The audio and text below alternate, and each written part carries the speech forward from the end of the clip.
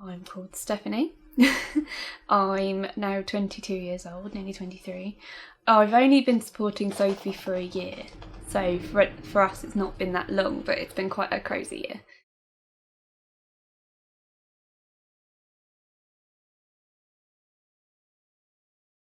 We just wanted somewhere to go, and we'd done over a month in the garage by that point, so we weren't getting anywhere.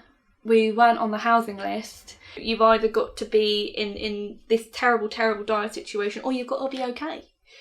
And so many people are actually here, you know, just a little bit of help. I think if that had come in the form of having one person just sit down with you, you know, do the forms with you, help you with that, because it takes some navigating.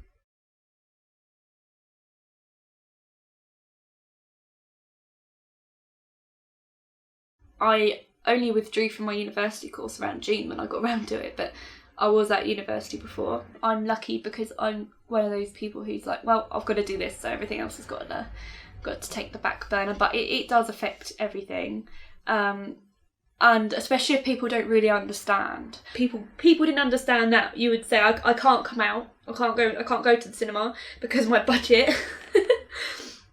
You know, when you've accounted for everything, having £100 left at the end of the month isn't a lot. Everything costs money, and you think you have to budget for those things. But it is hard, and it is restrictive, and you can't do much.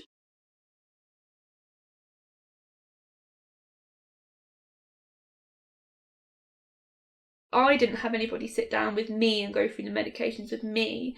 They went through it with Sophie. And I had to desperately learn from what Soph was able to tell me. Thankfully, I picked it up quite quickly, but actually not everyone can.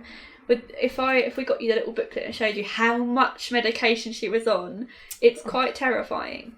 It's just 18 different ones. Yeah, just 18 different ones.